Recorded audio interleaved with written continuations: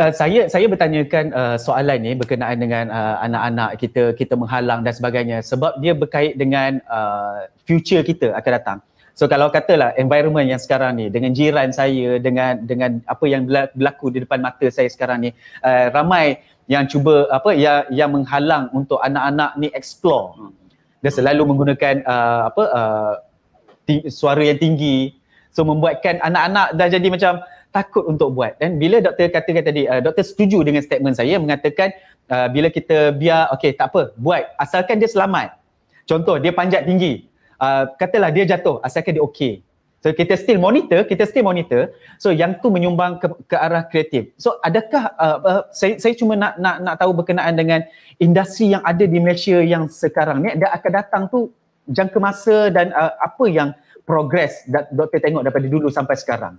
Dan akan datang tu macam mana doktor melihat industri ni akan berkembang? Okey, kalau kita tengok dalam konteks tadi pendidikan anak-anak lah kan, mungkin agak berbeza. Kalau zaman saya dulu ayah tu agak tegas dan sebagainya, tapi tak pernah dirotan, cuma bercakap. Saya approach masing-masing. Tapi sekarang saya tengok banyak parents yang membiarkan anak-anak. Saya rasa kawalan tu perlu ada. Tidak boleh kita biar macam tu saja. Kawalan perlu ada. Tapi kawalan yang mungkin tidak terlalu membataskan kreativiti mereka lah.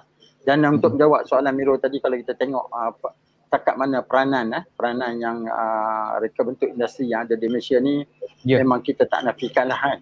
Jadi daripada kreativiti tu amat diperlukan, dan bidang reka bentuk industri ni memang amat diperlukan. Sebab apa? Kita melihat hala tuju prospek ni sebenarnya apa yang ada di zaman saya dahulu dengan apa yang ada hari ini dia akan datang, dia akan berubah. Dan pengaruh yang paling kuat kita melihat adalah pengaruh teknologi masa kini. Semua orang bercakap tentang industri 4.0, Jepun, Korea dan sebagainya telah pun pergi kepada 5.0, dan kita mungkin masih berada di tahap 3.0. Bagi saya yang penting ialah bagaimana kita nak adapt ataupun membawa diri kita untuk bersama dalam perubahan teknologi ni. Dan sekarang ni kita tengok dengan pandemik yang berlaku ni kan, pandemik berlaku ni saya tengok dia banyak mengubah persepsi pemikiran kita. Dan designer sendiri, dalam konteks designer ni kita lihat designer mula berfikir bukan secara yang tradisional lagi ya. Jadi keadaan tu menyebabkan kita belajar online, kita berkomunikasi secara online dan sebagainya. Nak tak nak kita tak ada pilihan. Dan daripada situ saya tengok mereka menggunakan kesempatan yang ada ini untuk berinovasi kepada produk yang membawa kepada ke arah kepada COVID punya pandemik ni. Memang banyak hari ini benda yang kita tidak sangka-sangka, dan secara tak langsung dengan inisiatif yang dibuat oleh designer ni, publik ataupun umum pun menjadi kreatif daripada apa yang telah ditonjolkan di dalam penghasilan produk-produk ni sendiri. Itu satu yang agak menarik lah kalau kita tengok apa yang telah ada di Malaysia ni kan. Dan lagi satu, kalau boleh saya kongsi Miro, zaman saya dulu, mungkin zaman Miro juga kan, kita lihat kalau kita pergi ke IPT tu, kita nak belajar di IPT tu, kita tengok apa yang kita nak belajar, itulah subjek-subjek yang ada. Kalau nak masuk bidang reka bentuk. Bidang bisnes, kita masuk perniagaan. Kalau kita nak jadi accountant, kita jadi accountant. Tapi hari ni kita tengok berlakunya interdisiplin program di antara IPT dan juga IPTA dan juga IPTS. Jadi inilah ruang yang ada kepada mereka bagi saya nak mencorakkan masa depan mereka, sama ada dia nak menjadi designer, sama ada dia nak jadi thinker, sama ada dia menjadi design management punya orang yang mahir, pakar, ataupun boleh menjadi jurnalis, boleh menjadi brand dan marketing promoter dan sebagainya, menggunakan asas daripada reka bentuk. Maksud saya mungkin diploma reka bentuk industri, bila dia sambung degree pergi kepada design management, mungkin bila dia pergi kepada master dia sambung pula bidang yang lain pula. Ini kelebihan yang saya tengok dalam konteks pembelajaran yang ada dalam sistem pendidikan di peringkat global, bukan hanya di Malaysia semata-mata lah. Itu perbezaan yang kalau saya nyatakan lah. Ya. Faham doktor. So alhamdulillah. Doktor, saya ada lagi menarik, tajuk ni sangat-sangat menarik dengan kupasan doktor satu-satu yang buatkan saya faham dengan apa yang doktor terangkan, apa yang doktor kongsikan. Subhanallah. Saya banyak lagi soalan dengan doktor, dan sebelum itu kita rehat sebentar dan kita sama-sama kita tonton video klip ni.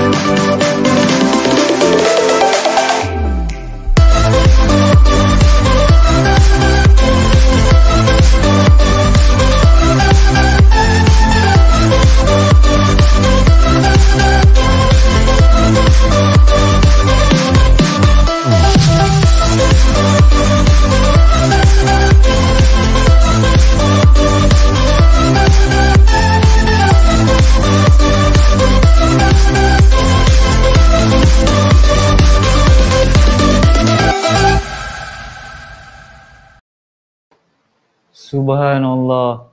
Punyalah banyak reka bentuk tu, rupanya luas dia punya skop tu. Dan itu dia tadi video klip yang datang daripada luar negara, kita pick up dan kita tayangkan untuk anda-anda.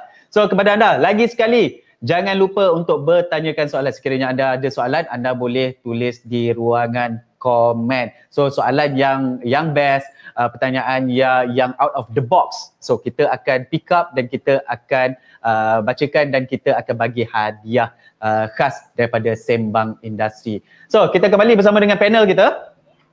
Okey doktor, seperti mana yang kita tengok video tadi, sebenarnya luas sebenarnya reka bentuk ni. Saya rasa sekeliling kita ni pun, saya rasa semuanya ada seni reka bentuk tu, ada dekat ruangan kita. And macam mana doktor melihat yang seni reka bentuk yang ada di, contohnya macam di Terengganu, membuat pasu dan sebagainya. Adakah industri itu pun akan memberi pendapatan ataupun akan menjana pendapatan yang lumayan? Okey. Saya minta izin sebelum saya menjawab soalan Cik Miro ni. Boleh. Saya nak bercakap sikit tentang video tadi. Bagus. Boleh. Silakan doktor.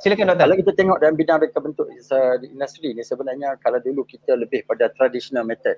Tradisionalnya, approach yang tradisional, maksudnya kita menggunakan pensel untuk menakar dan sebagainya. Hari ini kita lebih pada aplikasi teknologi dalam proses perekaan itu berlaku sendiri. Tapi yang itu adalah method. Tapi yang penting kepada seorang designer adalah creativity. Itu paling penting. Creativity untuk berinovasi. Ini yang kita kena terapkan dalam diri dan jiwa kita. Kalau nak menjadi designer, bukannya kita menjadi OEM designer. OEM maksudnya own equipment. Kita ambil produk yang dah ada, kita ubah sana sini, 30% kita kata itu adalah reka bentuk kita. Bagi saya itu adalah ciplak kan. Kita tidak mahu pereka-pereka yang macam ni. Jadi selalu di mana-mana lah kalau saya bercakap dengan Miro, saya selalu berkata as a designer, maaf saya guna bahasa Inggeris lah, as a designer we are supposed to create not to destroy. Maksudnya sebagai designer kita perlunya menghasilkan suatu produk, bukan kita kita destroy itu merosakkan keadaan itu sendiri. Bahasa kata rosak itu di sini, artinya destroy itu di sini bukan design yang tidak cantik. Dia buat design cantik tetapi tak boleh produce, tak boleh dikeluarkan. Kenapa? Sebab designer tak tahu cost, designer tak tahu bahan, designer tak tahu proses pengeluaran. Itu dia kata destroy. Dia buat design yang cantik tapi tak dapat nak dikeluarkan. Kenapa tak dapat dikeluarkan? Sebab pasaran tak boleh terima harga yang terlalu tinggi. Design tu mungkin terlalu ke depan, design tu mungkin dah terlalu ke belakang. Itu saya kata as a designer we create, we don't destroy. Artinya designer tu jadi designer yang boleh create dan tak destroy ni, kita kena ada ilmu. Dengan ilmu dan pengetahuan yang kita ada untuk kita praktikkan. Jadi di designer ni kalau kita tengok tadi dalam proses video tu kan, dia bukan sekadar orang yang kita duduk, pegang kertas, pegang pen, dan kita scribble, conteng-conteng buat lakaran, dah ada design bagi. Bukan itu designer. Designer yang sebenarnya dia mempunyai asas untuk buat lakaran, untuk sebagai nak transfer daripada memory bank kita ni kan, bank memory kita kepada bentuk lukisan 2D, dan daripada situ designer perlu masukkan dalam reka bentuk tu pengetahuan tentang saya katakan tadi bahan. Dia perlu tahu apa bahan kesesuaian, apa pembuatan yang perlu, proses-proses pembuatan, nak dia injection molding, blow molding, apa-apa proses yang berkaitan, dan dia kena tahu dari segi penjenamaan. Macam mana nak buat branding produk kita tu. Kita tahu tak apa itu bagi pada branding person buat. Tak boleh. Designer kena ada juga pengetahuan. Supaya benda tu tidak disalah, dimanipulasi menjadi pada produk yang lain. Ya. Kita kena tahu tentang pemasaran. Yang penting juga kita nak memahami apa tu kena pengguna. Kadang-kadang kita mereka bentuk produk, especially khususnya saya bercakap dengan bakal-bakal mereka ni bila buat projek kan, lebih kepada apa yang dia nak sampaikan. Daripada cuba memenuhi apa yang pengguna sebenarnya perlukan. Kita buat bukan untuk kita buat untuk pengguna. Dan kalau pengguna ni pun kalau saya tanya, kita ada user, kita ada customer dan kita ada consumer. Tapi kalau kita panggil satu je pengguna. Tapi kalau bahasa Inggeris dia ada consumer, customer dan user. Itu perkara yang berbeza yang perlu difahami oleh mereka. Kemana nak anda tujukan, nak memasarkan produk mereka. Designer juga bagi saya perlu memahami limitasi pengeluaran yang ada pada pengeluar. Kita buat design produk kan, kita buat design produk tu menarik. Kita nak memahami apa yang kehendak pengguna, kita dah sampai ke kehendak pengguna. Tetapi pengeluar tak nak buat produk kita. Kenapa? Itu kita kena faham proses-proses dan limitasi yang ada untuk memastikan kebolehpasaran produk kita. Dalam perkataan lain saya kata kita kena ada nilai komersial dalam produk kita. Kalau nilai produk komersial itu tidak ada produk, agak sukarlah. Jadi balik pada macam Miro bertanya tadi tentang di Terengganu contohnya kan. Kalau saya kaitkan apa yang ada di Terengganu tu dan saya kaitkan dengan IPT yang ada di Malaysia. Alhamdulillah saya pun terima kasih pada IPT yang memberi ruang saya menjadi board of study ataupun penasihat akademik di berbagai IPT sekarang ni. Alhamdulillah. Dan saya rasa daripada itu memberi ruang untuk saya melihat keseluruhan apa yang ada di Malaysia lah. Ya. Kita tengok UMK sebagai contoh, Universiti Kelantan. Penekanan dia kepada budaya dan warisan. Universiti Pertanian. Ya. Putera Malaysia. Dulu dikenal pertanian. Sekarang Universiti Putera Malaysia. Penekanan mereka bentuk industri ke arah pertanian. Saya rasa bagus. Ada misi dan visi masing-masing. Kita tengok kepada apa nama ni Uniza, Uniza dan juga ITM kita ke arah teknologi ya. Kita pemahaman penekanan kita ke arah situ. Dan kita tengok di UIA ke arah konservasi dan sebagainya. Jadi setiap IPT ni tidak lagi termasuk Institut Latihan Perindustrian, kita ada Advanced Technology Center, kita ada Institut Kemahiran. Setiap ni dia mempunyai visi dan misi yang tertentu. Jadi kalau kita tengok dalam kes produk di Terengganu ni, alhamdulillah saya juga dipanggil oleh pihak Politeknik. Terima kasih yang melantik saya sebagai konsultan dan penasihat untuk program baru yang insyaAllah kita akan adakan di Politeknik Besut untuk kita nak memperkasakan bidang budaya, seni, warisan dan tradisi. Ini perkara yang penting kita nak buat di Terengganu. Mudah-mudahan program ni mendapat kelulusan, dapat dilaksanakan, iaitu nak memperkasakan bidang pertama mereka bentuk fashion, batik and apparel, dan yang keduanya kita nak memperkasakan bidang design craft ataupun kita bukannya craft design. Ini benda yang mungkin baru yang kita sedang perkatakan. Kalau dulu kita kata craft design untuk sebagai bahan apresiasi untuk orang nak appreciate, nak tengok. Tapi bila kita design craft lebih kepada commodity product bagi saya. I see. Jadi, kalau kita tengok mungkin dia buat produk kan Miro, produk dia menarik, cantik, susah nak buat satu-satu produk tu. Dan nak dibeli itu mahal, bukannya murah. Katakan kita buat satu meja, ukirannya penuh, berapa lama perlu masa nak mengambil ukir meja tu? Yes, Doktor, itu juga soalan yang saya nak tanya pada Doktor. Kan selalu bila kita tengok produk di antara produk, kalau kata kita tengok ada produk A, produk B. Produk A lebih mahal berbanding dengan produk B disebabkan handmade. Betul? Kita jadikan sebagai craft. Yes, dijadikan sebagai craft. Okay, fair enough jawapan tu. Doktor, kenapa kalau katalah handmade ni kadang-kadang bila stigma orang pun handmade tak tahan, tapi kenapa harga dia mahal lah? Pada saya lah.